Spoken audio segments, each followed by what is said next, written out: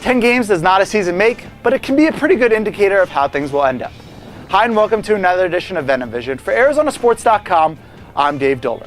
I said a few weeks ago that the D-backs needed to start focusing on themselves and worrying about their own scoreboard, and the standings would take care of themselves. Well, after the recent 10-game road trip, it seems they can't even do that straight.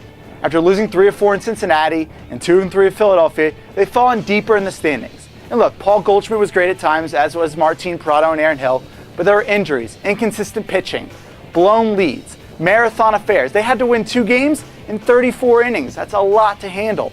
And in the end, they fell at 4 and 6, with of course the finale being on Sunday with Patrick Corbin being shellacked. It just wasn't pretty. And that's the thing about this team. I like this team a lot. I liked when it was assembled in spring and even during parts of the season. But at the end of the day, they're so good sometimes and so bad other times that they're just too inconsistent. They're never great, they're never awful, they're in between. And in the end, in August, September, and eventually in October, that just isn't good enough. But shifting gears and heading on over to the Around the Diamond segment, let's focus on another prize the D-backs fans are worried about, that being the NL MVP award. D-backs first baseman Paul Goldschmidt has accrued many titles in 2013. He's America's first baseman, an NL All-Star. He's probably even the MVP of the team. But is he the MVP of the National League? That's the big question everyone around the Valley wants to know. And the way recent history suggests, probably not. And it's no fault of his own.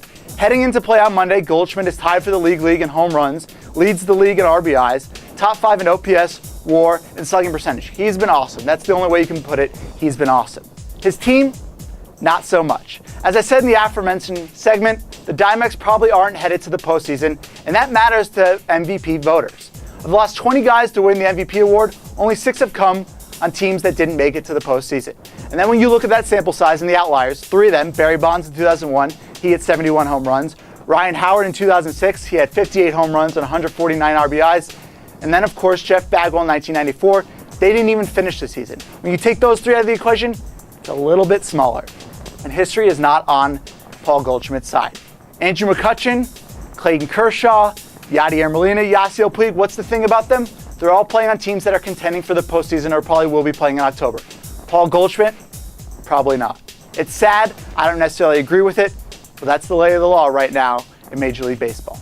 Thanks for watching this edition of Venom Vision. If you'd like to submit a tweet for next week's Around the Diamond segment, shoot me one at the Double D or our station's Twitter account at AZSports620. Until next week, for ArizonaSports.com, I'm Dave Dolber.